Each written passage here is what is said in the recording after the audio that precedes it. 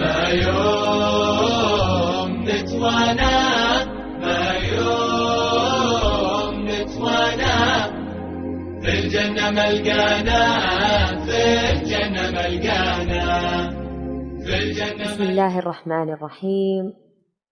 الحمد لله رب العالمين، وبه أستعين، وأصلي وأسلم على رسولنا الأمين سيدنا محمد وعلى آله وصحبه أجمعين. اللهم صل على محمد وعلى آل محمد كما صليت على إبراهيم وعلى آل إبراهيم إنك حميد مجيد، وبارك على محمد وعلى آل محمد كما باركت على إبراهيم وعلى آل إبراهيم إنك حميد مجيد. السلام عليكم ورحمة الله وبركاته، حبيباتي بناتي في كل مكان، لكل مستمعيني الكرام، أهلا أهلا فيكم في برنامجكم الأسبوعي حكاوي بنات. بناتي حبيباتي وحشتوني كثير، أهلا وسهلا بكم في برنامجكم الأسبوعي. حبيت أحييكم تحية خاصة لكم ولكل مستمعيني، تحية أيضا خاصة من القلب. شاكرة لكم استماعكم ومداومتكم لاستماعكم البرنامج، ودائما بالقرب من أشكر لكم هذه المبادرة. أيضا أقدم شكر لجميع بناتي اللي يتواصلون معاي وكل من تتفاعل معاي، شكرا جزيلا من الأمهات والبنات، أيضا الآباء، أيضا شكرا لكم جزيلا. واليوم الحلقة مميزة مميزة مميزة جدا للآباء فقط. الآباء طبعا والبنات، طبعا هي أصلا البنات، ولكن نحن نحاكي الآباء والبنيات. الحلقة الماضية كانت عن الأمهات وبناتهم، الحلقة هذه بإذن الله بتكون مع الآباء والبنات بعنوان بابا أرجوك افهمني. طبعا نحن الحلقة الماضية تكلمنا عن فضل الأم فضلها العظيم. أيضا اليوم نتكلم عن فضل الأب، وأيضا ما له من فضل عظيم، وذلك لذكر الرسول صلى الله عليه وسلم ثم أبوك. فلهذا منزلة الأب في الإسلام منزلة عظيمة، وأيضا له باب من أبواب الجنة. فرضا الوالد أيضا من رضا الله سبحانه وتعالى، يجب أن نحرص على رضا أبونا وأمنا كما نحرص على رضا الله سبحانه وتعالى، حتى نتقرب بها إلى الله سبحانه وتعالى. هو باب من أبواب الجنة.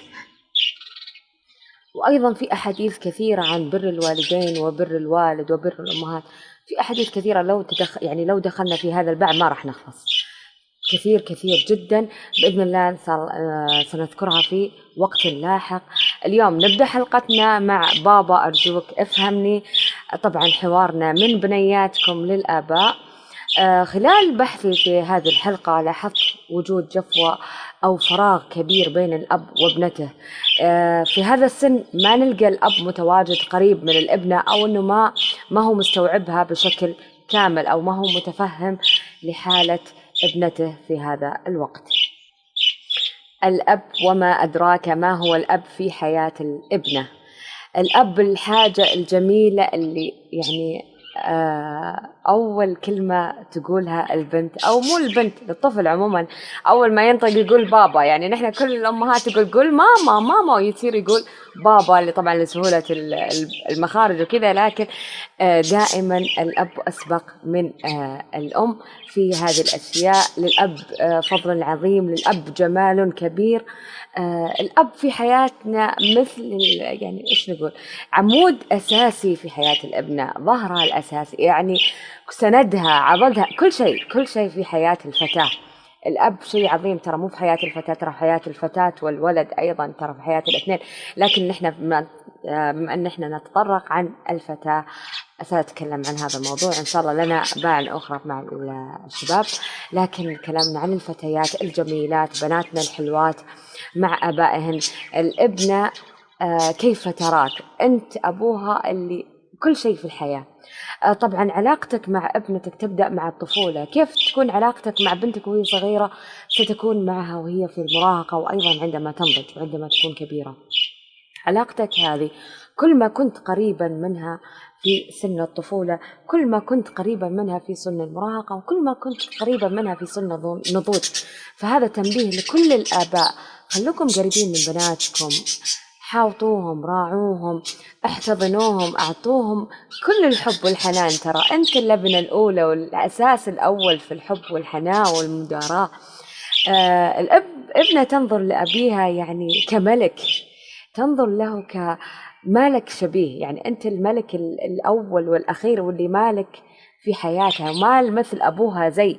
يعني أنت لو جيت سألت كل البنات تقول لك ما في مثل أبوي، مهما هذا ولهذا يعني قالوا العرب أو قالوا الأمثال سابقا كل فتاة بأبيها معجبة، لأن كل فتاة تنظر لأبيها بنظرة يعني استحالة أنه أي فتاة تنظر يعني لأحد شخص آخر مهما كان. حتى يعني في ناس مثلا خلينا نقول حتى الأزواج وإلى آخره واللي ما بعدهم أخوانهم أو كذا ما راح ينظروا لهم مثل ما تنظر لأبوها. أبوها شيء مميز في حياة البنت، الأب شيء مميز. عشان كذا نحن نقول الأب هو الرجل الأول في حياة كل ابنة، وأغلبا هو الرجل الحقيقي. يعني هي تشوفها أن أبوها هو الرجل الحقيقي، هو البطل وهو المنقذ وهو الرجل وهو الأب وهو الحنون وهو كل شيء. كل شيء هو يعني هو أفضل رجال في العالم كله. شفتوا سوبرمان؟ أبد، باباها سوبرمان فعليا. البنت تشوف أبوها مثل سوبرمان فعليا.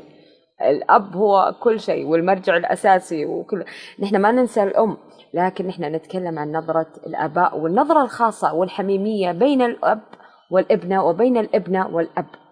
فالابنة يعني لو جينا للآباء حتى مثلا لو شفناهم هم صغار، البناتهم يعني هم صغار، لما البنت تبكي يكون الأب أسبق يشوف ليش بنته تبكي، قلبه يعوره يحرق قلبه، ليش بنتي تبكي، ليه ما يتحمل. عكس يعني مع الطرف الآخر، ليش يحس إنها فعلا هي تحتاج حنيته، تحتاج حمايته، تحتاج هذا، يحس إنه هي ضعيفة ولازم يحاوطها ويحميها ويبعد عنها كل أي شيء سيء. فلهذا دائما الأب تحسونه دائما يحاوط البنت بشكل الحماية. تمام. إلا طبعا الشواذ، نحن نعرف أنه في كل قاعدة شواذ، وأكيد قاعدتنا هذه شواذ، لكن نحن نتكلم الشاهد في قصتنا نتكلم عن الآباء وعن البنات الممتازين أو الطبيعيين.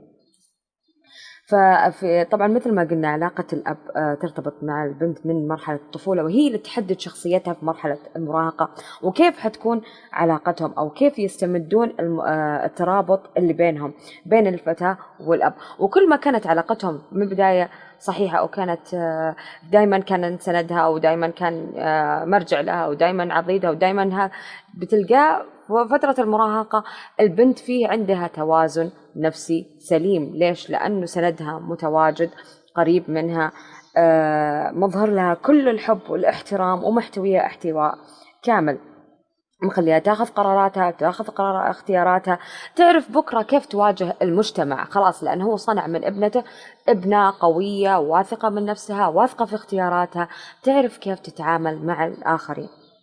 طيب الحين خلونا يعني أعطيكم شوي نقاط للآباء اللي ما تعرف تتعامل مع بنتك في فترة المراهقة. يعني تيجي تقول أنا ما أعرف أتعامل مع بنتي، أو أنا ما أعرف بنتي في هالعمر، يعني أنا كيف أتعامل معاها.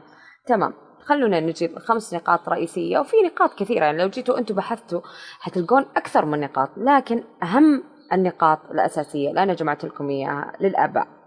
عندك أول شيء مصدر الثقة، أنت المصدر الثقة الأول اللي بينك وبينها. فتخيل أنت الحين تبغى تبني علاقة مع صديق أو مثلا مع رب عمل أو مع جيرانك أو مع أي شخص غريب عنك، فأول شيء وش تسوي؟ تكسب الثقة. فما بالك لما تكون هذه بنتك، وبنتك يعني في عمر مراهقة، يعني أصلا في عمر الآن هي تغير شخصيتها، في أشياء كثير عندها تتغير في كل تفكيرها وإلى آخره.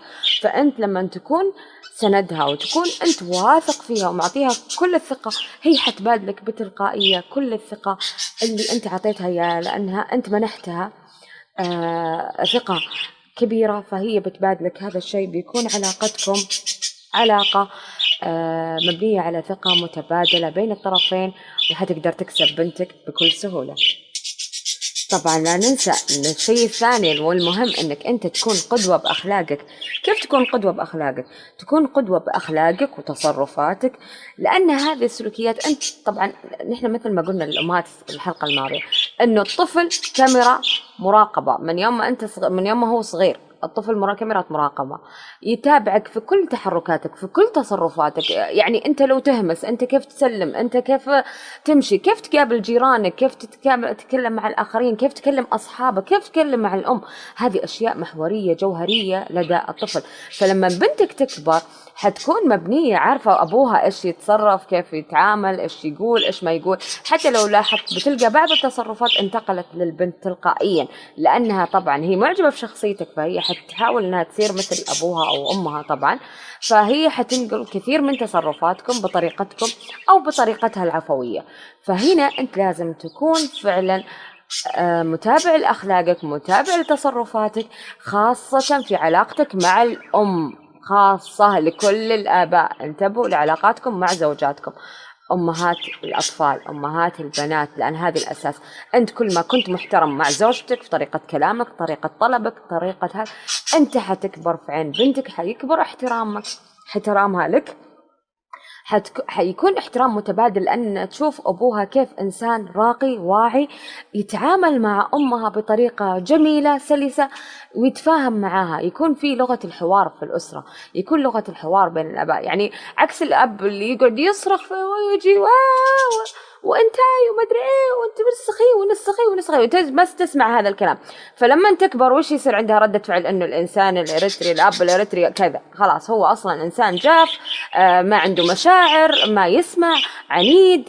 هذه الصفات كلها السلبية والسيئة والمنتشرة، مع احترام الشديد لجميع الرجال، والمنتشرة وبشدة. هذا دليل على الأساسيات اللي كانت في البداية، وعلاقتك الزوجية داخل المنزل وداخل إطار الأسرة. كيف أنت كنت تعامل الأم، كيف كنت تعامل أخواتك، أخوانك، وهكذا. تمام. فخلونا نرجع، أهم حاجة تكون إيش؟ تكون قدوة بأخلاقك. طبعا هذا مو بس للبنت، أيضا للولد، لأنه حيكون هو مصدر إلهام لهم. وطبعا أكيد تبادل الاحترام، وهذا شيء مهم. نجي رقم 3، أنك تكون متواجد. كيف أكون متواجد أستاذ الفاضلة؟ تكون متواجد يعني وجودك أنت في حياتها، تكون أنت محتوية، مو أنت لاهي في شغلك. طب أوكي، أنا مثلا إنسان مشغول أو إنسان كثير السفر أو كذا، لازم تكون عندك نقطة توقف. لازم تتصل ببنتك، ها كيف، إيش سويتي، كيف المدرسة، كيف صحباتك، إيش تعملين، إيش ما تعملين، كيف جدولك، كيف ماشية، قاعد تقرين ما تقرين. حط جدول بينك وبين بنتك، منافسة، مسابقة، أي شيء، بحيث أن البنت تتحمس أنها تكون شيء مشترك بينك وبينها. وهذا مهم جدا لتقوية صلة الترابط بينك وبين بنتك. أنا ما عندي طب بيني وبنتي أي شيء مشترك، دور شيء مشترك تقدر أنت وياها تسووه. ممكن تسوي مسابقة عادي، ممكن تطلعون طلعة وتتسابقون جري، تشوفون من اللي يفوز، ومنها أنت كمان تلعب رياضة. فخليك متواجد في حياة بنتك دائما، ساعدها. طبعا التواجد هذا ترى يساعدها على التوازن النفسي، خلاص يكون عندها هي ثقة في نفسها، عندك الاحترام متبادل بينكم. هذا يخليك شخصيتها جدا قوية، واثقة في اللي هي تسوي، واثقة في قراراتها. غير لما أنت تكون متغيب عن حياتها، صدقني هذا بيسبب لها ضعف. في كثير مثلا من الأمهات الله يجزاهم خير يسدون غياب الأب، لكن مهما كان دائما البنت تبحث عن أبيها، دائما تبحث عن أبيها أو عن شخص يمثل أبيها. فانتبهوا لهذه النقطة للجميع، مع أن ما شاء الله تبارك الرحمن في أمهات يحاولون يسدون هذه الثغرات، لكن صدقوني حنلقى بنات شخصياتهم ضعيفة، مهما حاولت الأم وزي كذا ما راح تقدر تسد هذا الشيء. فننتبه لبناتنا بارك الله فيكم. رقم 4، قدرة على الإصغاء.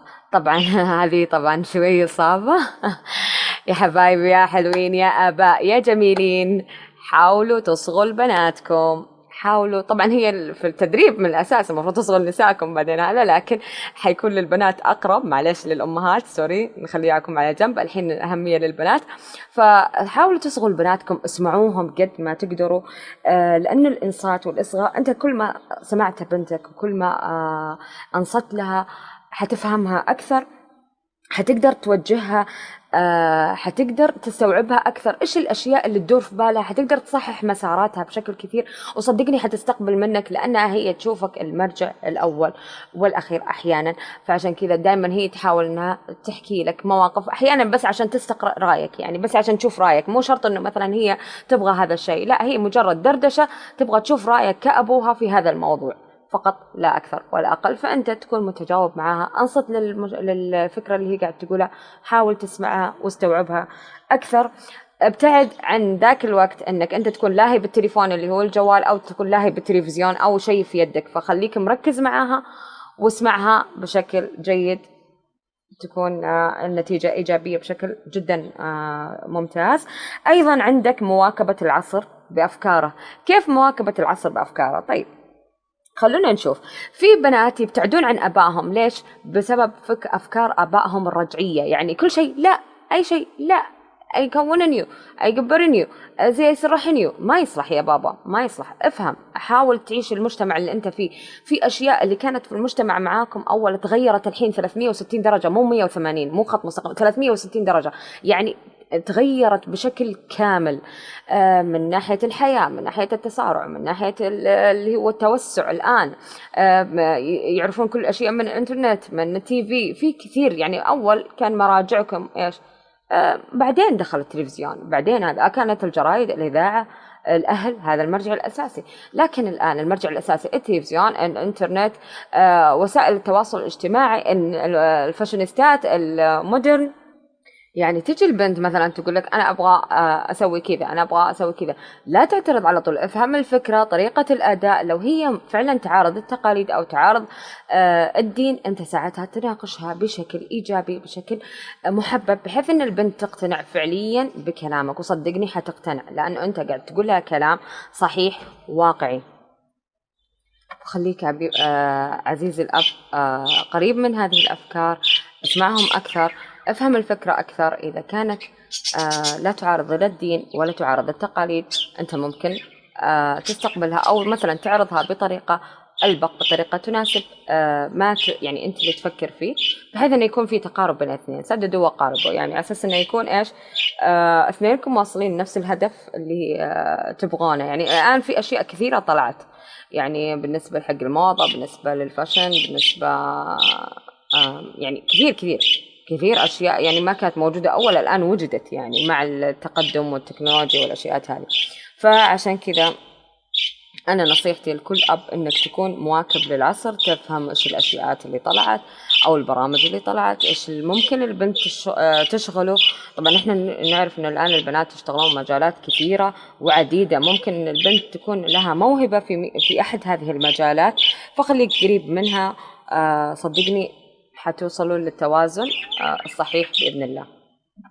هذه بعض 5 نقاط أنا اخترتها لكم لكيفية التواصل مع البنات في هذا العمر. حاولوا فعلا يعني تستخدمون هذه التقنيات أو هذه النقاط اللي أنا أعطيتكم إياها، التبس هذه البسيطة، بحيث أنكم تتواصلون معهم. وإن شاء الله بإذن الله حشوف النتائج، واستنى تعليقاتكم، واستنى الكومنتس حقكم، وأي شيء تقدرون تراسلون زي ما قلت لكم على الصفحة أو على رقم القناة، ممكن تتواصلون معي، وأنا أنتظر تعليقاتهم بكل شوق بإذن الله. وأيضا الآن أنا أترككم فاصل ونرجع بإذن الله نواصل.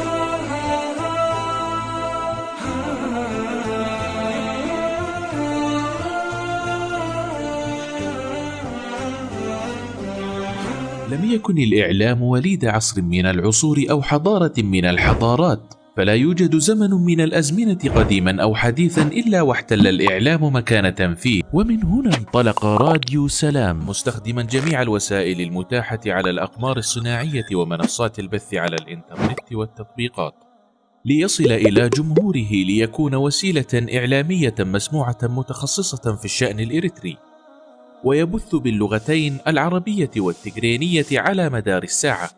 راديو سلام يخاطب المجتمع الإريتري كافة بجميع مكوناته، ويتفاعل مع قضاياه لترسيخ الانتماء وتجديد الوعي وتحقيق السلام والريادة، ويبث على الأقمار الصناعية والمنصات الإلكترونية كافة. وكانت أهدافه تعزيز قيم السلام والإخاء والتصالح والعيش المشترك، نشر قيم الإسلام وأخلاقه وتعزيز الأعراف والأخلاق الفاضلة، ترسيخ مكانة المرأة وتفعيل دورها في المجتمع والعناية بقضايا المرأة والطفل والشباب وكبار السن، المساهمة في التنمية ومواجهة الفقر والجهل وتوطين اللغة العربية.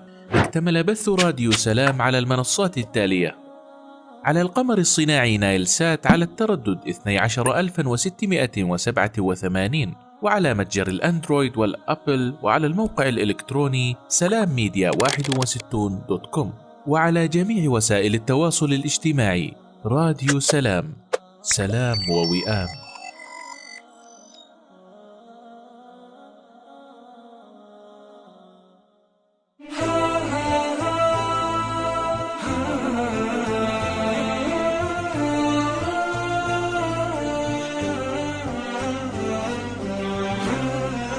أهلا أهلا، عدنا لكم بعد الفاصل. حياكم الله وبياكم في برنامجكم الأسبوعي حكاوي بنات. أهلا وسهلا في كل المستمعين والمستمعات في كل مكان، حياكم الله وبياكم. اليوم طبعا حلقتنا كانت عن بابا أرجوك اسمعني أو بابا أرجوك افهمني. في حلقة اليوم أنا لاحظت أنه كثير من الآباء ما بينهم أي لغة مشتركة بينهم وبين بناتهم، يعني لغة الحوار مفقودة بين الآباء والبنات. نجي نشوف الآباء والبنات بينهم فجوة كبيرة، مثل ما ذكرت لكم في أول البرنامج، وذكرت للآباء 5 نقاط يحاولوا يمشون عليها عشان يقربون المسافات بينهم وبين بناتهم. لكن لجميع الآباء عندي عتب، ليش أنت بعيد عن بنتك؟ ليش ما في لغة حوار؟ ليش تنتظر الأم هي اللي تكون وسيطة بينك وبين بنتك؟ حتى في المواضيع البسيطة تكون دائما الأم هي الوسيطة، أو أي شخص ما ذو ثقة من البنت هو يتوسط للأب عشان موضوع معين. طيب ليه ما تكون منك للبنت على طول؟ البنت تجي تقول لك بكل أريحية. طبعا هذا في أسئلة كثير يرجع ليها لشخصية الأب، مثلا هو في البيت أصلا مش متواجد كثير، فأصلا ما في حتى لغة حوار، حتى هو متواجد سواء كان موجود أو غير موجود هي نفس الموضوع.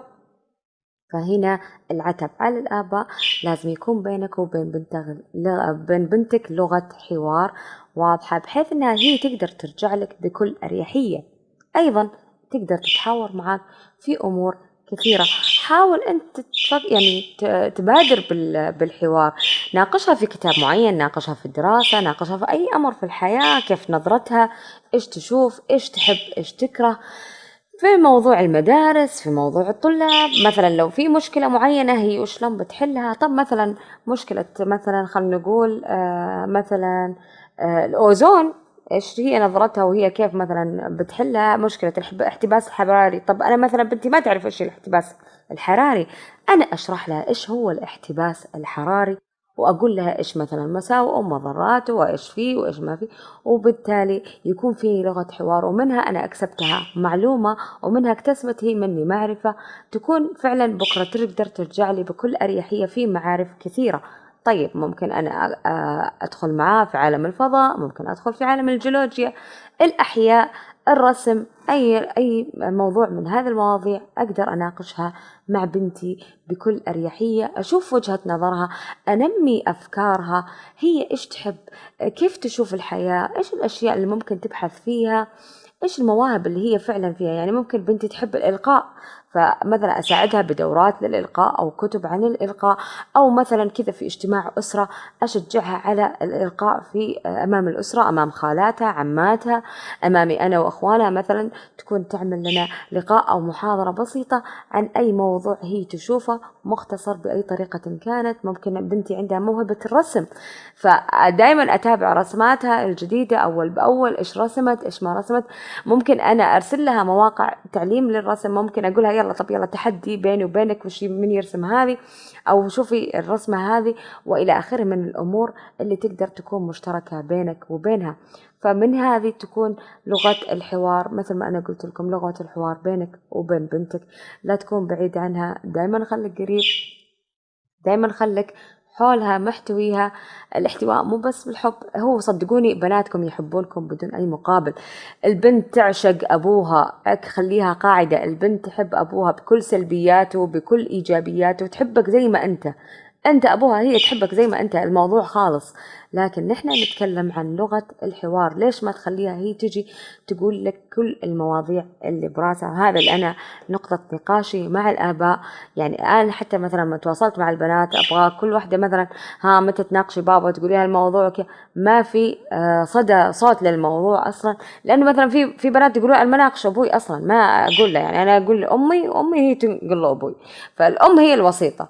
أو مثلا أنا أقول لأختي، هي أختي تقول له الموضوع، تمام. يعني بأنه طلب، أو مثلا تبي مشوار، تبي خرج، تبي أي شيء حتى لو كان بسيط، دائما يكون الناقل شخص آخر مو هي البنت نفسها. طب ليش هالشيء؟ لازم تشوف وين الخلل في الموضوع، ما تترك الموضوع هذا، خليها هي فعلا تجي بنفسها دائما تطلب الطلب أو تناقشك أو تتونس معك بأي موضوع هي حابة تشوف رأيك فيه. نجي نشوف بعض رسائل بناتي اللي وصلتني لما سألتهم هذا السؤال. صدقوني ما هي كثيرة، يعني قليلة جدا بمقارنة مع الرسائل السابقة. واحدة من بناتي تقول لما أتناقش مع بابا في أي موضوع أحاول أشرح له، بس يعني أشرح له، هو طبعا في كل الأحوال هو متمسك برايه. أنا أقول له يا بابا أرجوك افهمني. تقول هو مو ضروري أصلا، يعني حتى في يتناقشوا هي بينها وبين نفسها، تقول مو ضروري أصلا يعمل فكرتي، بس نفسي يوم من الأيام يعني نفسها أنه يفهم بس وجهة نظرها، إيش وجهة نظرها في الفكرة كلها. صدقوني يعني شوفوا شلون أنه كيف البعد بين الأب والبنت، يعني مو هذه الحالة، ترى كل البنات نفس الطريقة، هي بس تحاول توصل له إيش الفكرة، تمام. الأب يكون صاد خلاص، هو متمسك برأيه، لا يعني لا، طب اسمع، طب افهم، لا خلاص ما يبغى حتى يسمعك، مش راضي يسمعك. طب افهمني، طب وجهة نظري ايش هي، طب كذا ما في، لا. طب ليش كذا يا بابا؟ حاول تسمع بنتك، حاول يعني تفهمها، طب اسمعها للآخر. يعني ايش المشكلة لو انت سمعتها؟ يعني وين المشكلة في الموضوع؟ اذا انت سمعتها ما راح ينقص من هيبتك، ولا راح ينقص من احترامك، ولا راح يقل من رجولتك ابدا. ترى ما له اي علاقة، ما له اي علاقة تماما انك انت كونك تسمع لبنتك وتنصت لها، ما له اي علاقة في الامور دي، لا تمس كبريائك ولا رجولتك ولا هيبتك كأب ولا احترامك ابدا. انت الان كأب لازم تسمع بنتك، اذا ما سمعتها الحين متى حتسمعها؟ إذا ما شفتها الحين وراعيتها الحين متى حتراعيها؟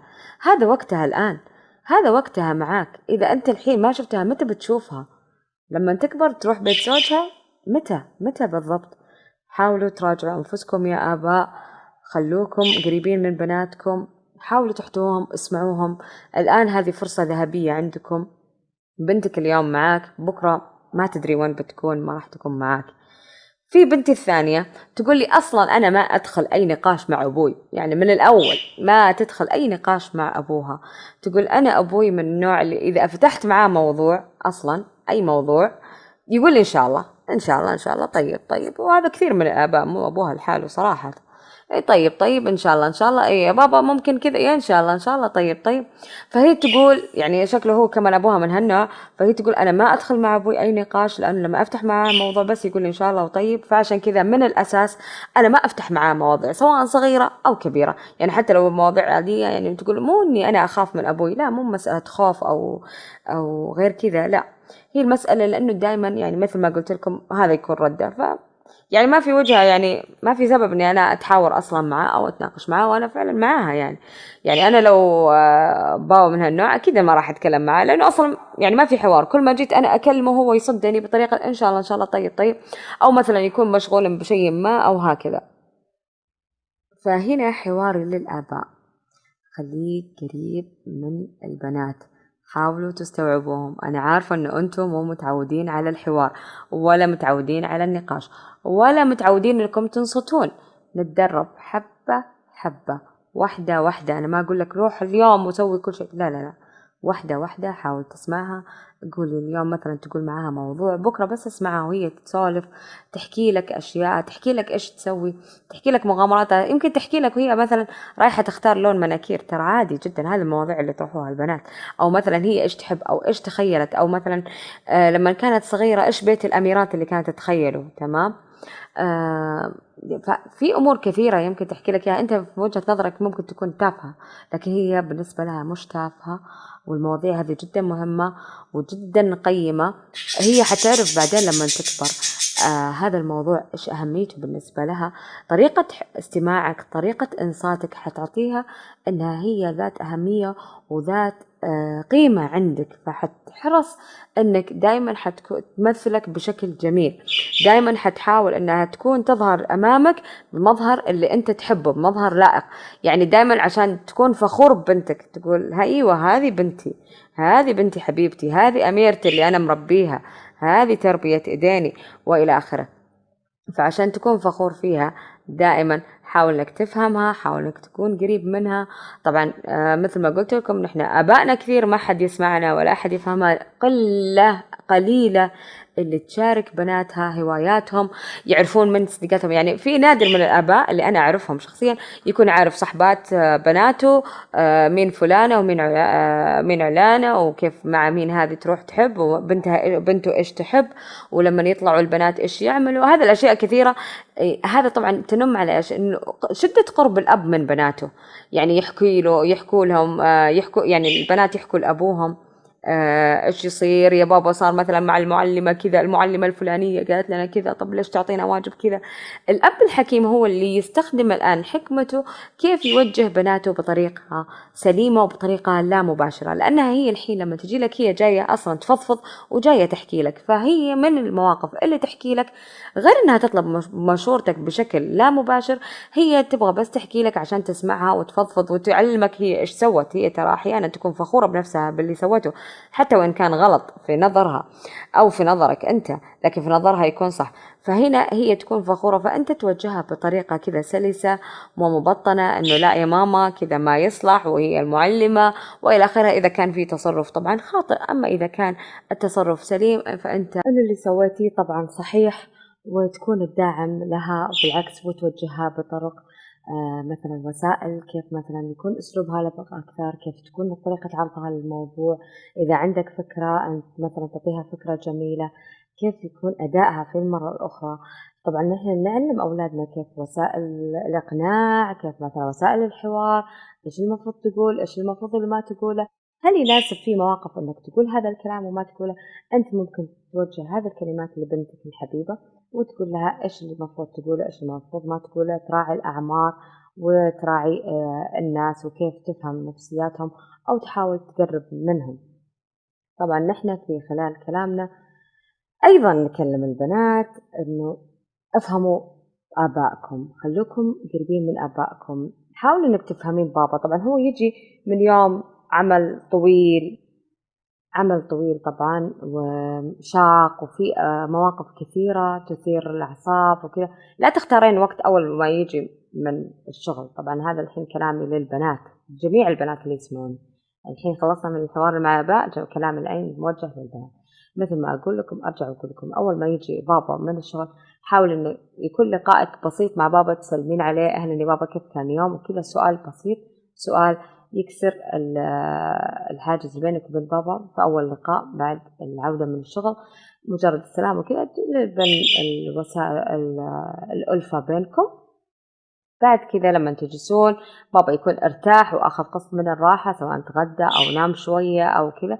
بعد كذا في جلستكم، طبعا لازم تكون في جلسة بينك وبين بابا. يعني حاول إنه الأسرة دائما تكون في جلسة بين الأهل، يعني ساعة كذا يكون لقاء بين الأولاد، يعني كعامة، يعني أساس يكون في لقاء اليوم إيش صار إيش ما صار، يعني تأخذون إنجازات اليوم كامل.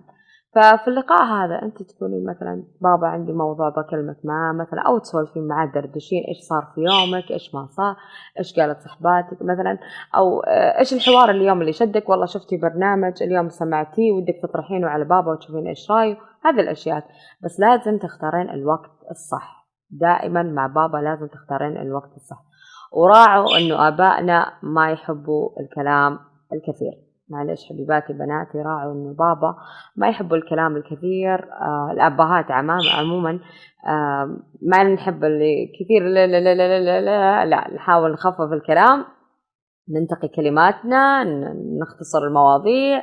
يعني أنت تبغين توصلين فكرة معينة، حاول توصليها بأبسط الطرق، خاصة لأبوك. يعني ممكن مع ماما تتفلسفي وتاخذي عادي، يعني شرق وغرب ويمين يسار وكذا، ماما حتوصل للفكرة الأساسية اللي أنت تبغين تدورين وتلفين عليها. لكن الأب أنا ما أنصح باللف ولا الدوران. عندك فكرة معينة، عندك طلب معين، اطلبي مباشر على طول. مع الآباء ما ينفع لا لف ولا دوران. تبغين حاجة روحي عند بابا، قولي له بابا أنا أحتاج كذا وكذا وكذا على طول. تمام. أنت ما لقيتي الأسلوب المناسب، حاولي تدورين أسلوب مناسب ولبق، بحيث أنك أنت تقدرين توصلين الفكرة لبابا. يعني مثلا خلينا نقول أنا أبغى أروح نهاية الأسبوع مشوار، طيب مثلا مع صديقاتي وماما، ويعني أمهات صحباتي وأمي، ويعني نحن كلنا نجتمع في مكان معين. أنا أبي أطرح الموضوع هذا على بابا. أختار الوقت المناسب بعد ما كان هو ارتاح وهو يعني مستعد إنه يسمعني. فأنا أجي أقول لبابا لو سمحت ممكن أكلمك في موضوع أبغاك ضروري، فهو حيكون بإذن الله مستمع جيد لك. إذا كان اعتذر منك فأعرف إنه هذا الوقت مو مناسب واستجيبي له. إذا أنت مضطرة حاولي تكلميه في وقت ثاني، قولي بابا ممكن متى طيب تعطيني وقت ثاني أقدر أرجع أكلمك فيه.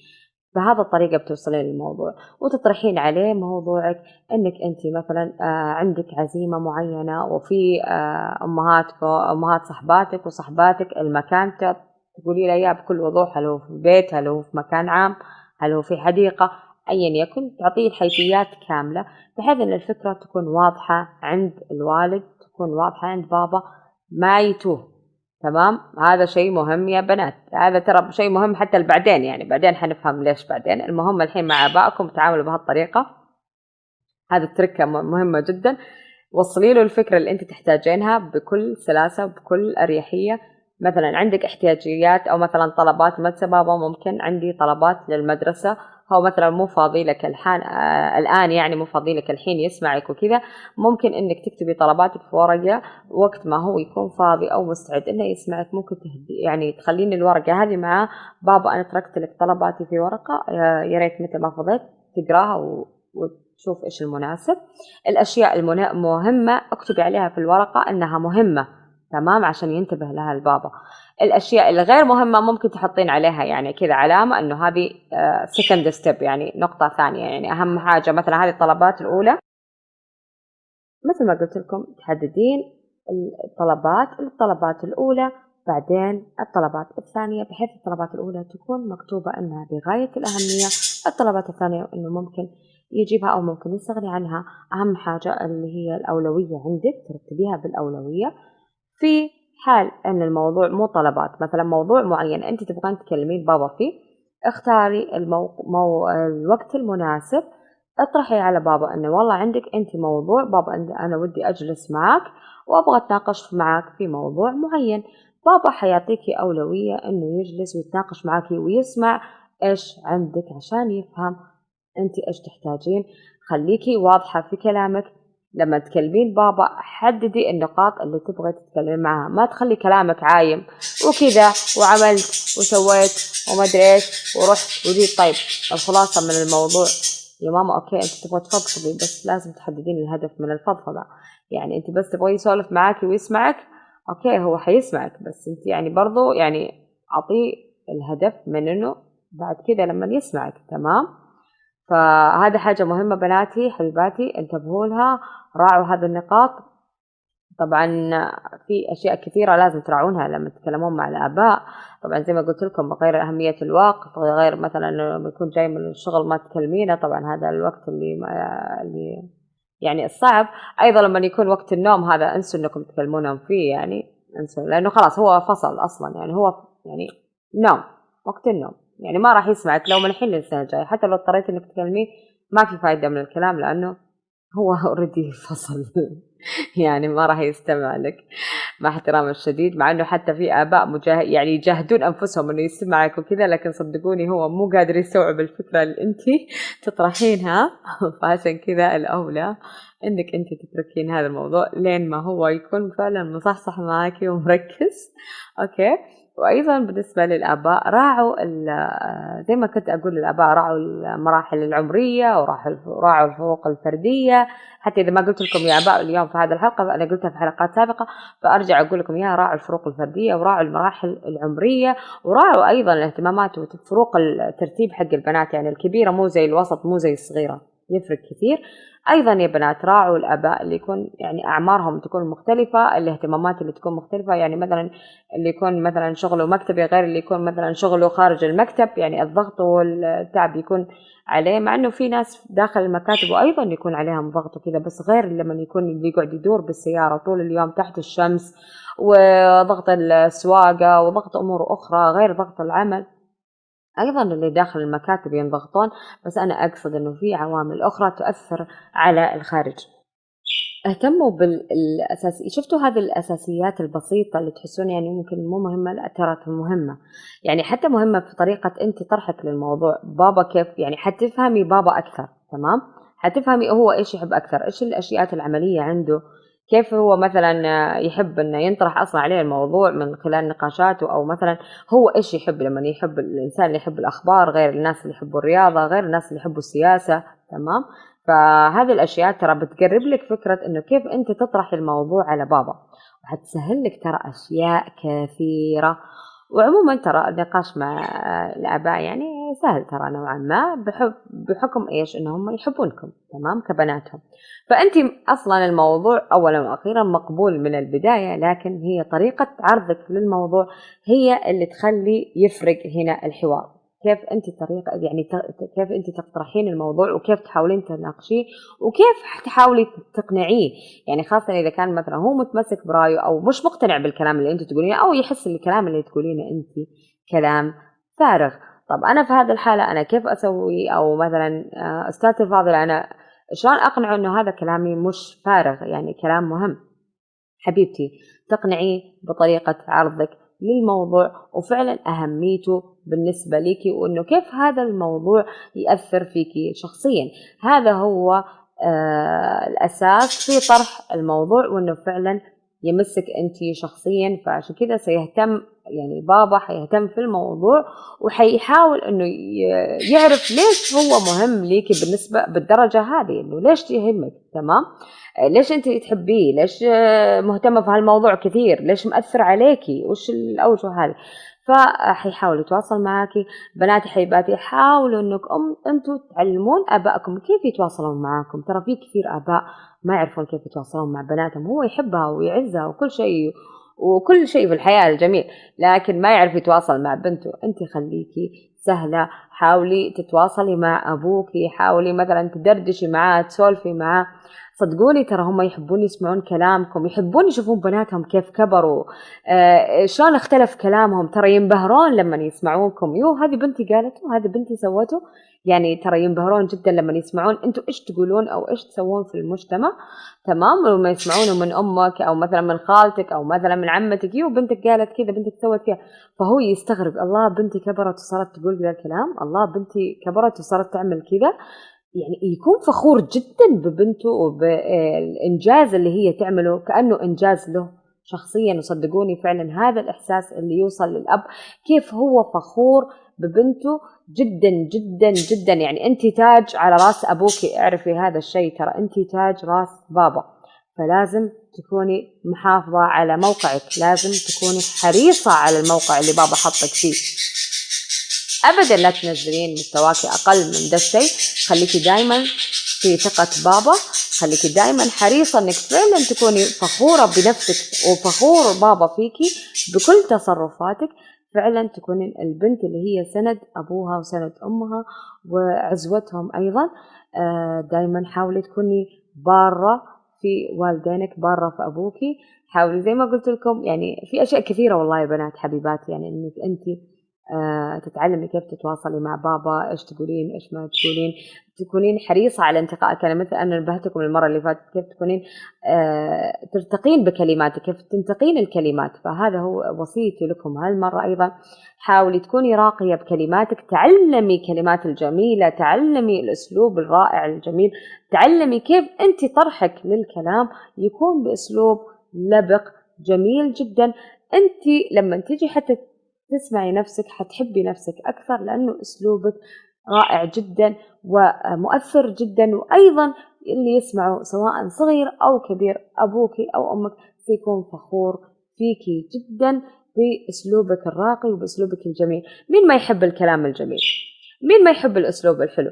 كلنا نحبه. بالك أبوك أمك لما أنت تجين تكلمينهم بلطيف الكلام وبجميل العبارات، كيف حيكون شعورهم؟ كيف حيأثر هذا عليهم؟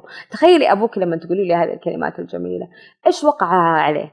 تمام. خاصة نحن يعني مجتمعنا خاصة يعني ما عندنا يعني بابا حبيبي إلا يعني الحين يمكن هذا الجيل وكذا، بابا حبيبي، بابا عمري، أنت قلبي، أنت عمري، أنت حياتي، أنت تاج راسي، أنت سيد الناس وإلى آخره من هذا الكلام الحلو اللي نحن نقوله لآبائنا كلهم، الله يطول بعمارهم. بابا حبيبي أيضا من هذا المنبر أنا أقول لك بابا حبيبي أنا أحبك كثير جدا، وشكرا على اللي خليتني فيه اليوم. وأنا يعني كثير من اللي أنا في شخصيتي يا بابا صدقني من اللي أنت أثرته فيني، فأنا شكرا شكرا شكرا جزيلا من هذا المنبر. أنا أشكر أبوي خاصة، ولكل الآباء عامة أنا أشكرهم لما وصلوا فيه بناتكم. صدقوني أنتوا المصدر الأول والأخير لبناتكم في ثقتهم، في التوازن، في ما تكون شخصيتها ضعيفة، بالعكس تكون قوية، تعرف تتعامل مع الآخرين، كيف تواجه المجتمع بكرة لما تطلع للمجتمع كيف تكون قوية. ومن هنا إن شاء الله نختم رسالتنا اليوم. يا رب تكون كلكم استفدتوا، ويا رب كل الآباء والبنات إن شاء الله بإذن الله يكونوا من حلقة اليوم استفادوا كيف يتواصلوا مع بعض، وكيف يكسبون لغة الحوار بين الأب والابنة، وأيضا بين البنت وأبوها، وكيف تحاول تكسبوا. أتمنى للجميع أنه يكونون وصلت رسالتي ووصلت فكرتي بإذن الله، أني أسمع منكم الكلام الجميل وأسمع المواقف الأجمل بإذن الله. أستناها مع تعليقاتكم، كل كومنت حقكم مثل ما قلت لكم عندكم الصفحة على المباشر، وأيضا تعليقاتكم، وأيضا عن طريق رقم التواصل الواتس للقناة. أفرح كثير بتواصلكم معي. شاكرا لكم استماعكم الجميل. أراكم على خير في الأسبوع القادم مع عنوان جديد مع بناتي حبيباتي الجميلات وحكاوي بنات. السلام عليكم ورحمة الله وبركاته. في الجنة ملقانا، في الجنة ملقانا. الدعوة للأخلاق نهر عذب رقراق، حنا لدعوتنا نبذل لها ونشتاق، نبذل لها ونشتاق. والله يرعانا ما يوم نتوانا،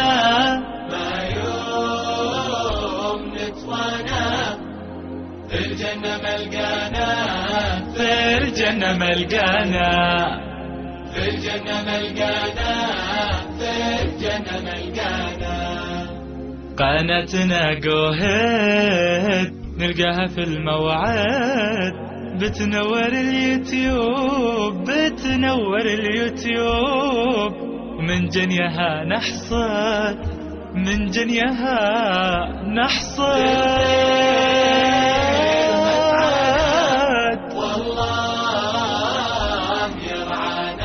والله يوم نتوانا، ما يوم نتوانا. في الجنة ملقانا، في الجنة ملقانا، الجنة، في الجنة ملقانا، في الجنة ملقانا.